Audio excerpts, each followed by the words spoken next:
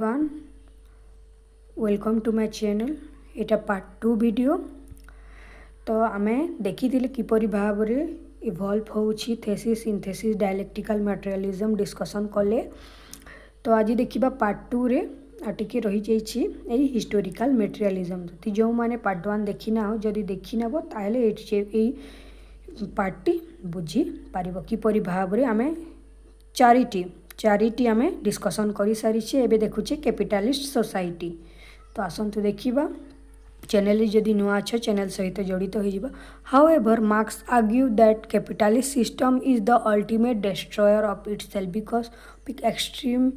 competition which is inherent within it will bring dissatisfaction in the society as resources will be concentrated in fewer hands. Large section of society will become unemployed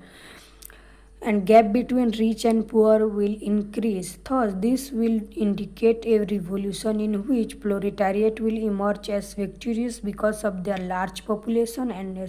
without them factors of production become meaningless. तो देखिबा कोन कहा जाइछि एठारे Karl Marx argue करिसंती जे that capitalist system एठारे destroy हेबार संभावना रही केतेबेले जेतेबेले हैव नॉट क्लास बा जो माने बेसी पॉपुलेशन अछंती जो माने अनएम्प्लॉय हो रही जाइछंती से माने रिवोल्यूशन मध्य करि पारिबे बोली कार्ल मार्क्स कहिसंती। तो देखिबा capitalist system is ultimate destroyer of निजे निजकू डिस्ट्रॉय करि बसिबा कारण because the extreme competition which in inherent within it will bring dissatisfaction कारण जो अधिक पॉपुलेशन अधिक थिबा क्लास जो हैव नॉट क्लास रही से माने गोटे डिससैटिस्फैक्शन क्लास अटंती एई सोसाइटी एवं जो पावर रही ताहा कौन जो पावर रही यही कैपिटलिस्ट मानक हाथ में रही जाइए जो माने कि केवल फ्यू पीपुल अटंती एवं लार्ज सेक्शन ऑफ सोसाइटी रो जो लोक मैंने अच्छा बिकम अनएम्प्लॉयड रही जाइछंती। तेणु कौन है gap between rich and poor तापर इनक्रीज हेबाकू बसिबा तापर कौन होबो या द्वारा कौन रिवोल्यूशन बा विप्लव हेबार संभावना रही बोली कहिसंती Karl Marx in which proletariat will emerge as तापर प्रोलेटारिएट बा हैव नॉट क्लास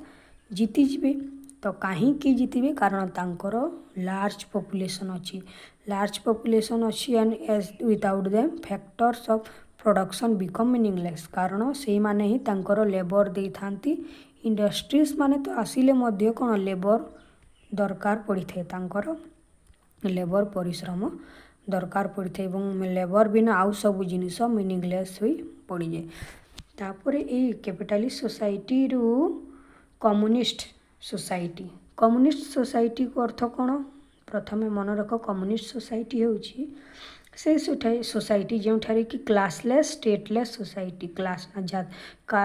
श्रेणी थिबो ना राज्य थिबो राज्य विहीन एवं श्रेणी विहीन समाज गठन होउछि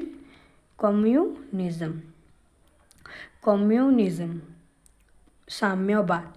तो ये जो कैपिटलिस्ट आम पढ़िले कैपिटलिस्ट रु कम्युनिज्म को जंप मारिबा आगरू गोटिए मिड रोल देखा जिबा कथा डिक्टेटरशिप प्रोलेटारिएट मानक मध्य कारण कम्युनिज्म जदि फुली इस्टाब्लिश हो पारिबो नाही कम्युनिज्म फुली इस्टाब्लिश हो पारिबो नाही वर्तमान समय कि से समय मध्य कारण stateless and classless society fully emerge हेबा क्लासलेस तो हो जिवो किंतु स्टेटलेस सोसाइटी तैयारी हो पारिबो नाही एटा असंभव। तेणु कैपिटलिस्ट रु कम्युनिस्ट कंट्री रे तैयारी हेबा पई किबा परिवर्तन हेबारे मध्य कौन डिक्टेटरशिप प्रोलेटारिएट रो रोल देखा जिबा उचित बोली कहिसंती जहाँकि कम्युनिज्म रे फुल्ली चेंज हेबा पूर्वरु किछि ताकू बंचेइबो फुल्ली दिस यही स्टेज को कौन कहुए स्टेज को समाजवादी स्टेज मध्य कहुए सोशलिज्म स्टेज मध्य कहुए कारण एथिरे केवल क्लासलेस होता है ना कि स्टेटलेस। ଏବଂ ଏଇଥିରେ ପ୍ଲୋଲେଟାରିଏଟ୍ ମାନେ ଡିକ୍ଟାଟରସିପ୍ ବା ଏକଛତ୍ରବାଦରେ ଶାସନ କରିଥାନ୍ତି। This stage was speculated by Marx. He argued that at this stage, have-nots, i.e. proletariat, will control mode of production, mean of production जो रही लैंड पोखरी सब जो रही मीन्स ऑफ प्रोडक्शन प्लोलेटारिएट मानक द्वारा ओन करा एज वेल एज डिस्ट्रीब्यूशन मध्य समान भाव रे हेबो there would be capitalist class initially but gradually they will be removed हो कैपिटालिस्ट माने रिमूव्ड हो से society from economy society will control the mid of तापर समाज आम कौन पढ़ुचे यहाँ समाजवाद मिड पीरियड अटे यहाँ कौन साम्यवाद एवं कैपिटालिस्ट मध्यवर्ती होची समाजवाद पीरियड रे कौन समाज द्वारा मीन्स ऑफ प्रोडक्शन सब ओन करा जोठारे कि सबु जिनिसर मालिक समस्ते हेबे एवं कौनसी प्राइवेट प्रॉपर्टी कॉन्सेप्ट नथिबो private property and there will be equality समानता थिबो सही समाज रे distribution will be not according to ability क्षमता अनुसार जिनिसपत्र दिज्व ना जे से जड़े आईएएस ऑफिसर बोली ताकू 5 लाख टंका दिज्व एवं से जड़े गरीब बोली 5,000 टंका दिज्व ना से आईएएस हेले 5,000 दिज्व तार दरकार अनुसार ताकू जदि दरकार थाए जेते ता दरकार अनुसार जिनिस ताकू प्रोवाइड करा तो एग्जांपल रे आमे जदि देखिबा दुईटी व्यक्ति रही दुईटी व्यक्तिर दुईटी शिशु अछंती स्त्री जणे अछि आ गोटी लोकर एटा मन रख एटा होछि बी ए र दुईटी शिशु अछंती जणे स्त्री यार गोटे स्त्री एवं 5टी शिशु अटंती रही ताहले यार दरकार बेसी कि नहीं याकू बेसी खाद्य दरकार तो याकू बेसी प्रोवाइड करा जिवो याकू टिके कम करा जिवो ए जेहेतु सरपंच हेताउ कि आईएएस ऑफिसर हेताउ ए जड़े गरीब ऑटो वाला ही था किंतु यार 5टी शिशु गोटे स्त्री मीन्स यही 7 जनक अनुसार नीड अनुसार जिनिसपत्र प्रोवाइड करा जिवो एमानंकु 4 जन अनुसार एमानंकु प्रोवाइड करा जिवो तो बुझीपार यही कम्युनिस्ट सोसाइटी सोशलिस्ट सोसाइटी किपरि भाव रे थिला कि कम्युनिस्ट मध्य कहि पारो एटा गोटे पीरियड ऑफ सोशलिज्म रो फेज थिला तापर कम्युनिज्म जहाँकि एबे मध्य कम्युनिज्म रे चाइना हैला रूसिया हैला कम्युनिज्म फुल्ली से मान ट्रांसफर हो पारिले नाही किंतु प्लोलेटारिएट कर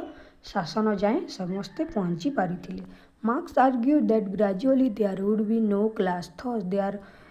would be no private property and if class would be abolished then class struggle which also abolished which would result in the end of history because history was the result of class struggle मानकर ही ये history तैयारी होइतिला हम कहितिली primitive class रु किपरि भाव रे slab class रु feudal class रु capitalist रु किपरि भाव रे इवॉल्व हे आसुची एटा हला historical materialism and when there would be no class then there would be no state and no politics because it was made by the class which was controlling mode of production and Marx say that a stateless and classless society would be कौन स्वर्ग सहित से तुलना करिसंती पृथ्वी को स्वर्ग कहिसंती जेतेबेले कम्युनिज्म इस्टाब्लिश हेबो and ultimately communism would be establish जेतेबेले हेबो तो यहाँ देखिले आमे तो नेक्स्ट वीडियो रे आमे देखिबा सरप्लस वैल्यू क्लास स्ट्रगल दुईटी आमे डिस्कशन करिबा वीडियो भल लागथिले वीडियो को लाइक करि देबो थैंक यू।